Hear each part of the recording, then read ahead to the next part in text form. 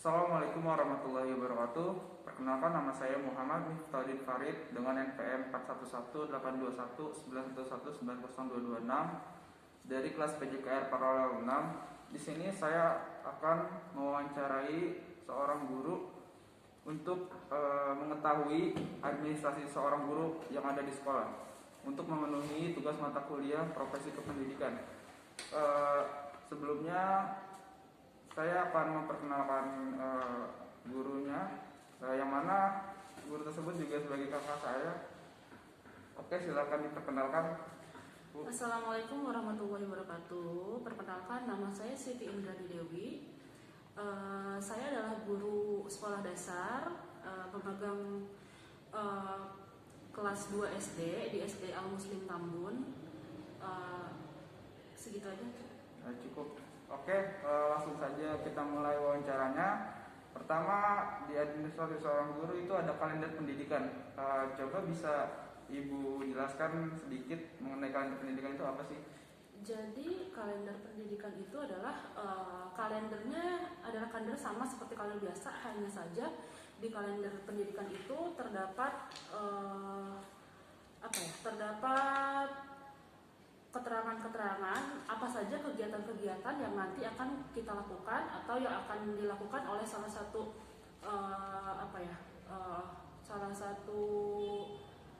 sekolah, yang dilakukan salah satu sekolah nanti dalam satu tahun itu ada apa aja. Misalkan dari tanggal sekian sampai tanggal sekian akan diadakan penilaian akhir semester atau penilaian tengah semester. Kemudian juga di kalender pendidikan itu ada libur-liburnya, ada keterangan libur untuk tahun baru, libur tengah semester atau libur akhir tahun, seperti itu. Bisa saya kasih contoh kalender pendidikan sekolah kami itu seperti ini.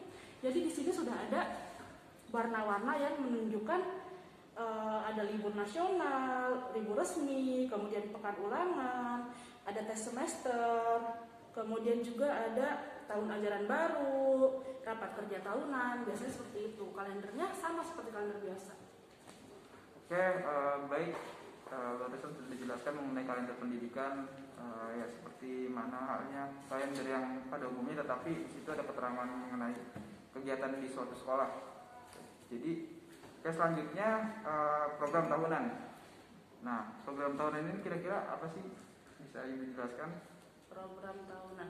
Jadi program tahunan, selain program tahunan, biasanya ada kan program tahunan sama program semester. Saya langsung aja ambil dua ya. Oke, iya boleh. Program semester sama program tahunan. Jadi setiap semester itu sekolah akan menyusun program apa saja yang akan dilakukan di sekolah tersebut. Di program semester sama program tahunan itu meliputi pekan ulangan, kemudian tadi yang ada berapa minggu aktif, berapa minggu kita libur. Makanya tadi dia masih nyambung dengan kalender pendidikan. Saat kita membuat prota sama promas, itu nanti kita harus melihat dulu ke kalender pendidikan yang ada di sekolah atau yang sudah dibuatkan oleh pihak sekolah, seperti itu. Oh ya, selain itu juga, selain prota sama promas, semuanya itu kan berkesinambungan. Ada juga yang namanya alokasi waktu. Alokasi waktu itu digunakan untuk kita mengetahui ada berapa jam waktu kita untuk mengajar. Misalkan saya pegang pelajaran IPA, jadi di dalam satu semester itu ada berapa jam aktif untuk kita mengajar, untuk kita menyelesaikan semua materi-materi yang nantinya harus kita sampaikan kepada murid, seperti itu. Jadi tadi sudah meliputi kalender, kemudian prota atau program tahunan, program semester, dan alokasi waktu. Biasanya di awal pembelajaran, di awal tahun pembelajaran itu yang disiapkan. Jadi kita mengacu pada itu. Oke, baik Bu. Kira-kira untuk prota dan promes itu ada contohnya ataupun ada? Program tahunan ada, program semester juga ada. Ini untuk program tahunan dan ini untuk program semester. Oke, baik. Mungkin nanti setelah videonya akan saya fotokan bukti administrasinya untuk kelengkapan wawancara kali ini. Oke, baik, langsung disambung aja Bu. Untuk selanjutnya ada silabus. Nah, silabus ini Mungkin dari yang masih awam ini tidak tahu artinya apa silabus itu, mungkin dari Ibu bisa dijelaskan tentang silabus. Oke, jadi silabus itu adalah salah satu perangkat pembelajaran yang di dalamnya itu meliputi kompetensi dasar, standar kompetensi, kemudian indikator, terus di dalamnya juga ada ada materi-materi atau pokok-pokok yang harus dicapai oleh siswa. Jadi semuanya itu sudah ditulis di silabus seperti itu. Nanti dari silabus akan dilanjutkan atau dijadikan patokan untuk membuat RPP ya. Jadi ada sangkut pautnya ya Bu? Iya, jadi semuanya itu terstruktur. Untuk membuat RPP harus kita lihat dulu ke silabus. Apa itu RPP? RPP itu adalah rencana proses pembelajaran yang biasa kita lakukan setiap hari. Jadi sebelum kita belajar, kita membuat dulu RPP-nya. Hari ini kita akan menyampaikan apa, harus kita tulis dulu di RPP itu. Jadi tidak boleh suka-suka kita hari itu misalkan ya udah ngajar ini aja, nggak boleh seperti itu. Jadi kita harus sudah terencana dari awal tahun pembelajaran sudah kita siapkan tadi. Makanya ada kalender, kemudian ada alokasi waktu supaya yang ada di silabus itu yang tadinya materi-materi yang harus disampaikan ke anak harus tersampaikan semua. Baik, jadi di silabus ini ada keterkaitannya dengan RPP juga. Selanjutnya, contohnya silabus itu lumayan banyak. Jadi di dalam satu pembelajaran atau di dalam satu mata pelajaran itu nanti materinya kita tulis di sini, kemudian ada kegiatan pembelajarannya, ada jam mengajarnya, kemudian ada penilaiannya, kita akan seperti apa itu terangkum pada silabus ada gitu. Terus aspek penilaiannya apa saja nanti ada di silabus, dan buku ajarnya harus ditulis, sumber belajarnya harus ditulis di silabus. Oke, RPP sudah, silabus sudah. Selanjutnya ada buku absensi. Nah, buku absensi itu pastinya kita semua sudah tahu ya, buku absensi itu gunanya untuk apa? Seperti untuk mencatat absen, ada yang masuk ataupun alfa ataupun izin. Buku absen. Oke, jadi sudah ada buku absensi. Selanjutnya daftar nilai. Nilai. Untuk daftar nilai biasanya kami membuat daftar nilai itu di awal juga, karena kan dari awal sudah ada tadi materi apa yang ingin dicapai, kemudian kita tulis. Setelah anak-anak indikatornya sudah tercapai, kemudian kita masukkan ke dalam buku nilai. Untuk buku nilainya sendiri sebentar saya cari. Buku nilai.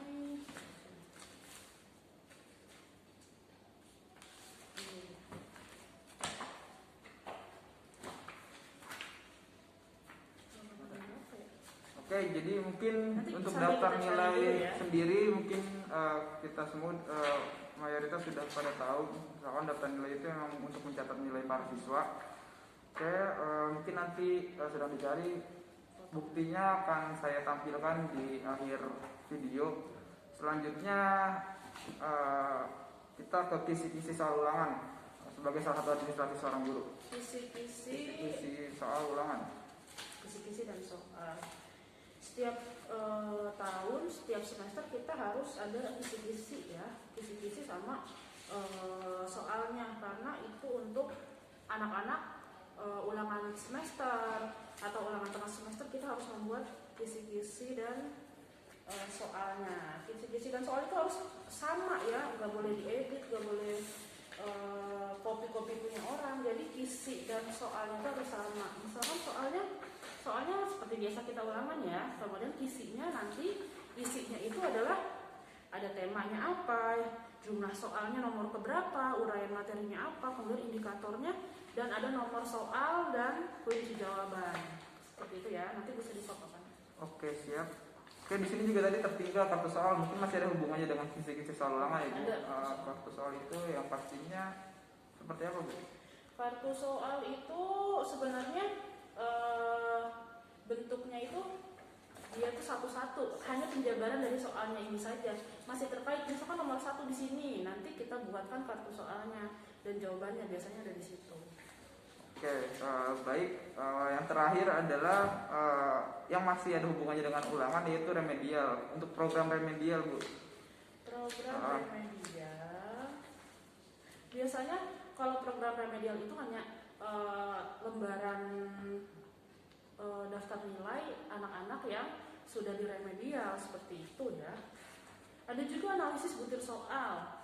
Analisis butir soal ini biasanya kita lakukan pada saat ulangan-ulangan agar kita mengetahui soal itu tuh cocok nggak. Misalkan kita lihat nanti di salah satu soal ada soal yang jawaban anak ternyata salah semua atau anak betul semua. Nah, kita analisis kenapa bisa hal demikian itu terjadi. Apa mungkin soalnya terlalu mudah, apa mungkin soalnya terlalu susah, atau seperti apa. Nah, itu adanya di analisis butir soal. Saat kita lihat soal ini tidak memenuhi syarat, bisa saja kita harus menghapus soal tersebut, tidak boleh ditampilkan lagi di tahun berikutnya karena soal ini tidak valid gitu ya. Salah satu contohnya kayak gini, analisis butir soal itu biasanya dia bisa pakai aplikasi, bisa juga manual ya. Ya, sudah ya Bu, buku ajar. Untuk yang terakhir ada buku ajar tadi, maaf mungkin ada terakhir lagi yaitu buku ajar.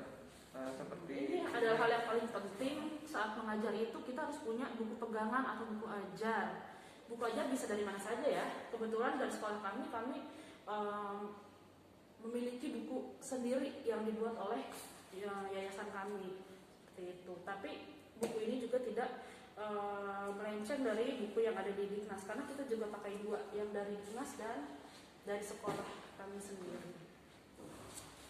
Oke, baik, saya rasa sudah cukup untuk kita mewawancarai tentang profesi seorang guru. Kurang lebihnya seperti itu teman-teman. Jadi kurang lebihnya, jadi sebagai seorang guru tentunya kita harus mempunyai administrasi sendiri gitu untuk keperluan mengajar kita. Baik, mungkin saya ucapkan terlebih dahulu terima kasih kepada Ibu yang sudah membantu saya dalam pengerjaan tugas mata kuliah ini. Oke, saya ucapkan terima kasih ya Bu. Saya akhiri videonya. Assalamualaikum warahmatullahi wabarakatuh.